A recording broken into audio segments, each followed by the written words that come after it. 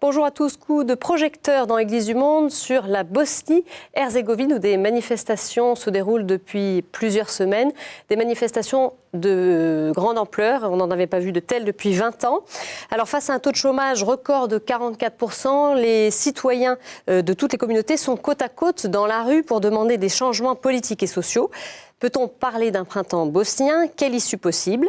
Et puis on parlera aussi dans cette émission de la situation des catholiques de Bosnie dont le nombre a diminué de moitié depuis la guerre en raison de leur exode massif. Ils sont environ 400 000 aujourd'hui. Et c'est en Bosnie que se trouve le célèbre lieu de pèlerinage Medjugorje où la Vierge apparaîtrait depuis plus de 30 ans à 6 voyants. La commission d'enquête Vatican chargée de ce dossier a terminé son travail en janvier sans toutefois en avoir encore publié les résultats. Nous verrons ce que dit l'Église à ce jour sur ce lieu. Décryptage sur toutes ces questions avec notre invité Jean-Arnaud Desreins. Bonjour. Bonjour. Vous êtes rédacteur en chef du Courrier des Balkans. Oui, tout à fait. Alors peut-être une première question pour nous aider un peu à comprendre le schéma politique de la Bosnie qui est quand même assez complexe. Ce sont d'abord les accords de Dayton de 1995 qui ont mis fin à la guerre, qui ont défini la structure politique de la Bosnie. Dites-nous brièvement comment ça marche. Ah, brièvement, mais ça serait impossible. Non, effectivement, la Bosnie-Herzégovine peut se flatter du triste record d'avoir les institutions sûrement les plus compliquées du monde. Donc, ces accords de Dayton ont mis fin à la guerre, sont des accords de paix négociés à l'automne 1995, mais ce ne sont pas que des accords de paix, puisque les accords contiennent également une annexe constitutionnelle qui est toujours la charte constitutionnelle régissant la Bosnie-Herzégovine. Alors, le problème des accords de Dayton, c'est, si vous voulez, ce sont des accords de paix, donc des accords conjoncturels, mais qui en même temps déterminent toujours tout le fonctionnement du pays près de 20 ans après.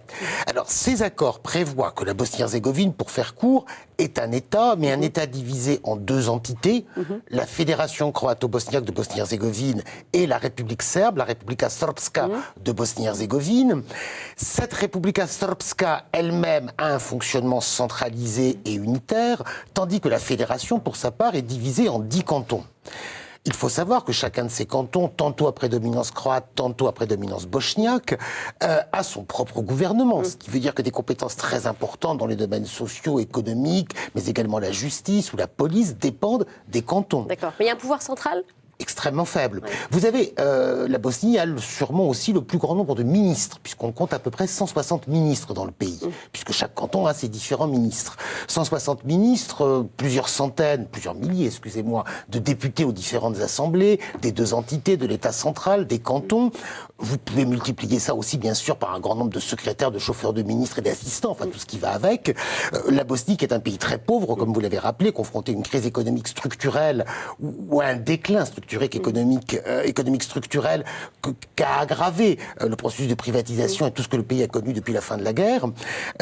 Malgré cela, ce pays entretient une classe politique et totalement pléthorique, autant pléthorique qu'inefficace et naturellement corrompue. Donc c'est ça aujourd'hui qui est remis en cause par ce mouvement social que vous évoquiez. C'est ce qui explique ces manifestations qui se poursuivent en partie.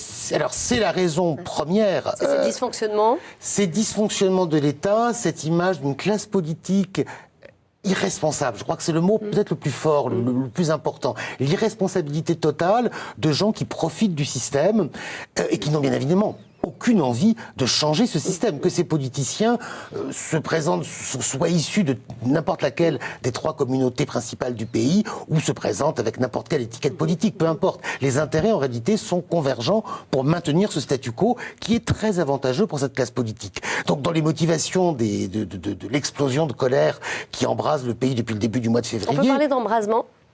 Je pense que oui. Alors bien évidemment, les choses sont un petit peu retombées après les premiers 10 jours, disons. Mais dans le même temps, ce mouvement se structure. Aujourd'hui, il y a dans toute la fédération 9 plénums de citoyens qui sont actifs, qui se réunissent tous les jours. Alors ces plénums de citoyens, on pourrait dire assemblée générale, enfin bon, c'est le mot qui est utilisé, plénum, qui se réunissent à Sarajevo, à Tuzla, à Mostar, à Bihać et dans d'autres villes, ont pour caractéristique d'être, encore une fois, multicommunautaire. À Mostar, par exemple, mais aussi à Sarajevo, vous avez des Croates, des Bosniaques, des Serbes qui travaillent ensemble à élaborer des listes de revendications. C'est un exercice assez surprenant, assez inédit, une sorte de réinvention d'une forme de démocratie directe, de démocratie participative qui se met en place. Chaque soir à Sarajevo, il y a au moins 1000 personnes qui participent aux réunions du forum du plénum citoyen et des centaines de personnes dans chacune des autres villes. Donc bien sûr, ce n'est pas toute la population, mais c'est néanmoins très significatif. Qu'est-ce qu'ils demandent, ces manifestants, aujourd'hui ? Alors, les revendications des plénums sont des revendications exclusivement sociales. En disant, si on commence à parler des institutions du pays, on va aussitôt être accusé par un camp ou par l'autre de vouloir changer la donne, puisque le gros problème de la Bosnie, le gros mensonge, la grosse hypothèque qui pèse toujours sur l'avenir du pays, c'est cet argument ethnique. Et les politiciens des différents camps s'excellent, jouent sur ce registre. Toujours sur le mode négatif, sur le mode de la peur. Eux, bien sûr, ne sont pas nationalistes. Ce sont les autres, ceux d'en face. Mais les arguments vont être exactement les mêmes pour les Croates catholiques, les Serbes orthodoxes et les Bosniaques musulmans. Les nationalistes de chacune des trois communautés ont exactement le même type d'arguments, mais en accusant toujours, bien sûr, les autres des pires intentions du monde. Donc les gens qui sont rassemblés dans les plénums et dans les manifestations refusent d'aborder ce terrain-là par crainte de manipulation ou d'être accusés de... Voilà. Donc les revendications sont sociales. Je pense qu'elles concernent principalement deux domaines. L'un, c'est une remise en cause de toutes les privatisations opérées dans le pays depuis la fin de la guerre, puisque toutes ces privatisations, en réalité, se sont résumées en une véritable spoliation, un pillage des ressources publiques au profit de quelques-uns, généralement d'ailleurs très liés à cette caste de politiciens. Et puis les autres revendications portent sur le fonctionnement des institutions. Par exemple, une des revendications fortes qui est avancée dans tous les plénums, c'est cesser une disposition qui prévoit que ces ministres, si nombreux, conservent 1 an de salaire après la fin de leur mandat. Donc ça, c'est une revendication qui est formulée partout. Également à Tuzla, par exemple, il est demandé que le salaire d'un ministre ne puisse pas être plus élevé que 2 fois le salaire moyen dans le canton. C'est ce type de revendications qui sont aujourd'hui avancées un petit peu partout en Bosnie. Est-ce que ces manifestants sont entendus par les autorités bosniennes ? Comme de toute façon, il y aura des élections générales en Bosnie-Herzégovine à l'automne, les politiciens comprennent bien que c'est plutôt leur intérêt de reprendre certaines des revendications. Et on a vu, alors ça dépend, ça se joue au niveau local, mais on a vu notamment à Tuzla, mais également à Sarajevo, les gouvernements cantonaux qui avaient initialement démissionné reprendre à leur compte à peu près l'ensemble des revendications mises en avant dans les plénums. Alors il y a une mobilisation aussi côté Église, puisque le 11 février dernier, la conférence épiscopale de Bosnie-Herzégovine a exhorté les responsables politique à œuvrer pour le bien commun et à lutter contre la pauvreté croissante dans le pays. Les explications du frère Vlatko Maric, franciscain croate de Bosnie. Mais l'Église, elle appelle de prendre en considération des problèmes, ça signifie structurel, mais aussi la réalité des gens, s'occuper de l'économie, donner l'espérance aux gens. Il n'y a pas de possibilité de travail. Les jeunes sont partis, les jeunes partent. Quand ils peuvent partir, ils partent. C'est ça qui est tragique pour la Bosnie-Herzégovine. Ça passe par la transformation de Bosnie-Herzégovine de l'État monstre en État qui sera vivable, qui permettra l'expression et de la démocratie, mais aussi de l'aspiration de chaque citoyen. Alors c'est ça la clé pour vous, Jean Oderins, pour une issue possible, ce serait de réformer cet État monstre. Est-ce que c'est possible ? Alors, je pense que le père Maric a rappelé effectivement les vraies raisons de la crise, qui sont ce blocage, ce terrifiant statu quo politique, social, économique, qui pousse effectivement la jeunesse à partir. La question, c'est comment en sortir. Oui, c'est possible ? Oui, c'est toujours possible par principe. Mais enfin, toutefois, depuis 18 ans, on ne fait que parler de ça, réformer les accords de Dayton. C'est-à-dire que dès le premier jour, grosso modo, on savait à peu près à quoi on avait affaire. À des accords qui avaient eu l'avantage d'avoir mis fin à la guerre, mais qui en soi ne permettaient pas au pays de fonctionner. Donc c'était, si vous voulez, un pansement provisoire, mais il fallait passer à autre chose. Tout le drame, c'est qu'il s'est avéré que ces accords de Dayton étaient irréformables. Et depuis 18 ans... Pour quelle raison ? Pour une raison extrêmement simple. C'est une sorte de machine infernale. Il y a une clé qui pourrait permettre d'arrêter le moteur, sauf que la clé, on l'a coulée dans le béton. Et partant de là, on ne peut rien faire. Qu'est-ce que ça veut dire, ça ? On a coulé la clé dans le béton en donnant à ceux qui n'ont aucun intérêt à ce que les choses changent le pouvoir d'éventuellement les changer. C'est-à-dire ces oligarchies nationalistes des différents camps qui ont tout intérêt au maintien du statu quo. Ce qui est certain, c'est que pour la première fois depuis la fin de la guerre, depuis 18 ans, les citoyens se sont réveillés. Et c'est ce qu'ils disent d'ailleurs très souvent. Ça fait 20 ans qu'on dort, il est temps de se réveiller. C'est ça le grand changement. Ça, c'est le grand changement. L'autre évidence, c'est que cette classe politique-là ne pourra pas être actrice du changement. Il faudrait effectivement que la donne, que les règles du jeu soient profondément modifiées. Troisième point qui est très important, c'est que la communauté internationale, et notamment l'Union européenne, malheureusement, sont en total décalage depuis le début de la crise avec ce qui se passe en Bosnie-Herzégovine. Pour prendre un exemple... Pourquoi d'ailleurs ce décalage ? Alors pourquoi ce décalage ? Je pense pour une raison simple, qui est que l'Union européenne est garante des accords de Dayton. Or aujourd'hui, la question c'est de changer, voire de casser ces accords de Dayton. Donc l'Union européenne, par une sorte d'inertie, disons, bureaucratique, administrative, n'est pas prête à envisager ce scénario-là. Pour l'Union européenne, depuis 18 ans, tout ce qui compte, c'est qu'il n'y ait pas trop de vagues. Enfin, grosso modo, que les gens ne se fassent pas la guerre. S'il n'y a pas la guerre... la Bosnie est stable, c'est ce mot magique que répètent tout le temps les responsables européens, la stabilité. Sauf que la paix, c'est pas l'absence de guerre, c'est un peu plus que cela. Vous parliez de ces communautés, toutes communautés confondues, qui sont unies face à ces manifestations et pour le coup, les questions ethniques s'effacent. Est-ce que c'est le désespoir qui a réuni les gens ? Parce que j'imagine que la réconciliation n'est peut-être pas évidente partout. La réconciliation, il faut faire attention. Les gens en Bosnie vivent à nouveau très bien ensemble. D'accord. Les gens ordinaires vivent sans aucun problème. Alors bien sûr, ils vivent moins ensemble qu'ils ne le faisaient il y a 25 ans parce que les populations ont été séparées par la guerre. Mais entre les gens ordinaires, la communication n'est pas un problème. À aucun moment, les gens parlent séparément. Les gens parlent la même langue, les gens ont très largement la même culture, malgré les nuances réelles. Ceux à qui la réconciliation pose problème, c'est encore une fois ces politiciens qui entre eux s'entendent très bien pour le coup, mais qui ont besoin en permanence, parce que c'est leur seul capital de légitimité, de rajouter du carburant au discours de l'ethnicité et des conflits indépassables entre les gens. Alors, on va revenir un peu à ces conséquences de la guerre, 20 ans après, puisqu'elles sont encore dans tous les esprits. Même si on voulait ne pas en parler, on ne peut pas y échapper. Vous avez peut-être, vous téléspectateurs, en tête ces images du pont de Mostar, reliant les deux rives de la ville, qui fut détruit pendant la guerre, c'était en 1993. Il a depuis été reconstruit grâce au travail commun des Croates et des musulmans et de la communauté internationale. Les explications dans cet extrait de reportage. Even after the war, the bridge was used as a mean for reconciliation. The project was developed in the mayor's head, Mayor Oročević, the mayor of that time, and he went to the mayor of the opposite side of Mostar, and together they went to the World Bank and UNESCO and proposed the project that would mean reconciliation of the people and also the reconstruction of the bridge.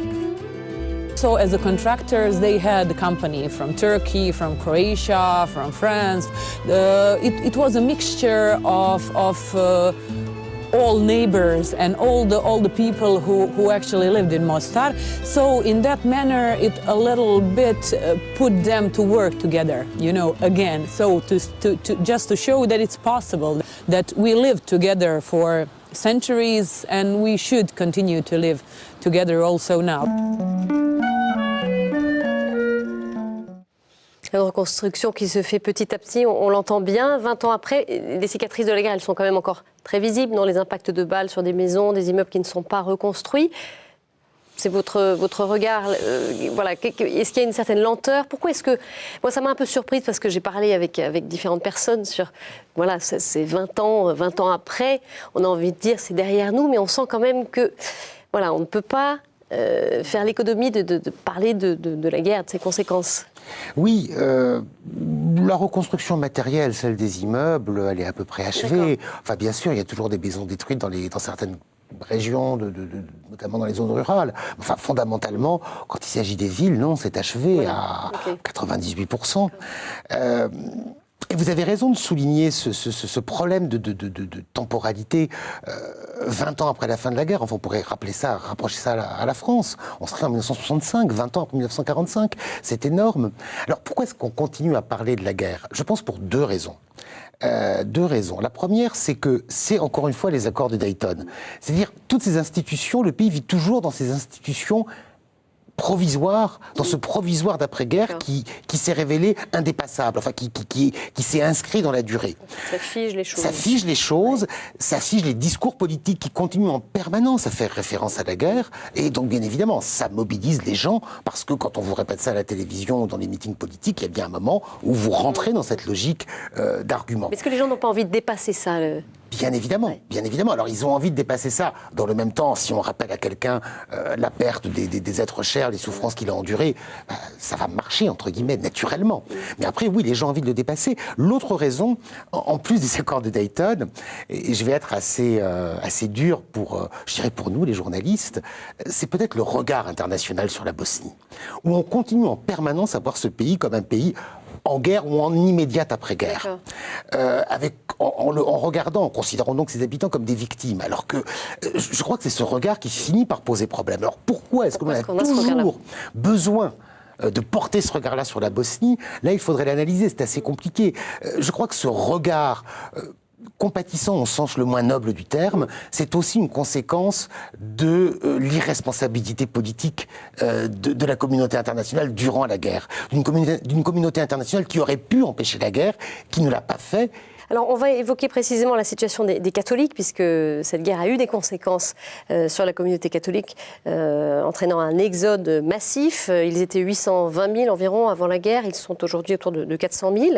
À quoi ressemble l'Église catholique aujourd'hui en Bosnie? Alors, bon, déjà un problème sur la terminologie. Vous avez parlé de 800 000 ou 400 000 catholiques. Dans les statistiques, on va trouver 800 000 ou 400 000 croates. Il y a toujours ce problème de la confusion entre appartenance confessionnelle et appartenance ethno-nationale. Ce qui veut dire que, pour faire court... Mais la plupart des Croates sont catholiques. La plupart des Croates, bien évidemment, sont de tradition catholique. Mais vous pouvez très bien avoir des gens, ça a été le cas encore lors du recensement de 2012, l'an dernier, de l'automne 2012, où on posait la question aux gens sur leur nationalité. Donc les gens mettaient croate, langue parlée croate, religion catholique. Même si certaines des personnes, j'en connais, qui ont écrit catholique, sont athées. Mais si l'on s'inscrit dans une tradition catholique, on considère le fait d'être catholique comme étant un sentiment d'appartenance, une identité beaucoup plus qu'une foi vécue ou rejetée. Donc il y a toujours ce problème sur ce grand problème des Balkans, alors, pas seulement de la Bosnie. Si on regarde vraiment le visage de l'Église dans sa vitalité aujourd'hui, à quoi est-ce qu'elle ressemble? Alors, le problème de l'Église en Bosnie, c'est qu'elle paye le poids de cette association toujours, avec une référence communautaire et également des élites politiques nationalistes croates. Ensuite, cette Église, elle offre des visages très différents en Bosnie et en Herzégovine. Si vous voulez, en Herzégovine, il y a véritablement un cloisonnement de la population. Vous avez l'Herzégovine orientale, qui est aujourd'hui presque uniquement serbe, donc orthodoxe, et l'Herzégovine occidentale, qui est presque uniquement croate, donc catholique, avec au milieu la ville de Mostar, qui, elle, est toujours une ville divisée. En tout cas, des régions où la pratique religieuse reste extrêmement élevée et où le prestige, le poids social de l'Église demeure très grand. En Bosnie, même s'il y a des petites poches croates, des enclaves, si vous voulez, la situation de l'Église et son histoire est totalement différente. Ce qui fait que cette Église offre un visage, comment dire, beaucoup plus ouvert, en sens que cette Église est beaucoup plus habituée à cohabiter avec une autre confession chrétienne, les orthodoxes, et aussi avec l'islam et le judaïsme, puisque les juifs étaient une communauté importante en Bosnie durant des siècles, même si aujourd'hui c'est très minoritaire. Donc il y a vraiment deux visages très différents de l'Église. Si on prend le seul cas des franciscains, Ils sont l'une des premières alors qui sont pour des raisons historiques, voilà, pour des raisons historiques, à l'époque ottomane, il n'y avait que des franciscains en Bosnie. Donc toutes les structures de l'Église étaient en fait menées par les frères franciscains. Surtout en Bosnie, en Herzégovine, ça commence à changer un petit peu plus vite. Mais les deux provinces de Bosnie et d'Herzégovine offrent des visages complètement contrastés. La province franciscaine d'Herzégovine a toujours, et encore aujourd'hui, a toujours le problème de ce lien particulier avec le nationalisme croate, ce qui ne sera pas du tout le cas de la province franciscaine de Bosnie. Alors, vous évoquiez les franciscains qui se trouvent aussi à Medjugorje, et c'est sous leur ressort que se tiennent des pèlerinages dans ce lieu où serait apparue la Vierge à partir de 1981. Alors, si les évêques de Mostar, diocèse où se trouve Medjugorje, ont successivement contesté la réalité des apparitions, eh bien ce lieu attire en tout cas chaque année des centaines de milliers de pèlerins. On écoute le témoignage d'un pèlerin français, suivi de celui d'un prêtre dans cet extrait de reportage. Je ne pense pas du tout qu'il faille vraiment croire aux apparitions pour penser que le voyage nous apporte quelque chose. Ce qui compte en premier, c'est ce qu'on va recevoir de Dieu. Les dons que Dieu va nous faire à travers ce pèlerinage qui est avant tout un pèlerinage. Évidemment, chacun est invité à se faire sa propre opinion sur les dites apparitions, tout en sachant que pour l'instant, elles ne sont pas reconnues par l'Église, dans le sens où l'Église a lancé une enquête en 2010 et que les conclusions de cette enquête ne sont pas encore arrivées à leur terme, et donc on est dans cette attente. Beaucoup de Français ne veulent pas se rendre à Medjugorje parce qu'ils disent « nous attendons une directive officielle de l'Église ». Nous croyons que cette commission d'enquête est en train de voir si l'Église peut quand même avoir une parole pour encourager ou plutôt dissuader le pèlerinage, sans se prononcer sur le phénomène des apparitions, mais au moins par rapport à ce qui se vit dans le lieu aujourd'hui. Est-ce que, voilà, oui ou non, il y a quelque chose qui semble être bon pour les personnes, favorable pour la vie spirituelle, la vie chrétienne des gens, ou plutôt défavorable? Alors, quel regard portent les croates de Bosnie sur ce lieu? Parce qu'on sait qu'il y a beaucoup de pèlerins étrangers. Qu'en est-il en Bosnie? Là encore, les choses sont très clivées. Par exemple, les conférences épiscopales de Bosnie-Herzégovine et de Croatie ont catégoriquement affirmé qu'il n'y avait aucun phénomène surnaturel à Medjugorje. C'est une position très très claire. Ce qui veut dire qu'a priori, les prêtres de paroisse ne sont pas invités, ne sont pas poussés à envoyer leurs fidèles en pèlerinage à Medjugorje. À côté de ça, il y a des gens qui y vont. Alors encore une fois, il y a le problème de ce pèlerinage de cet endroit particulier, de ce lieu qui est très lié à une tradition forte du nationalisme croate. Le moment de l'apparition est un moment très politique. Enfin, les choses, il y a plusieurs grilles de lecture possibles de Medjugorje, mais il y a une grille très politique. Il s'agit des relations entre les franciscains et l'évêque, ou du lien entre les franciscains de Medjugorje et la tradition du nationalisme croate depuis la Seconde Guerre mondiale.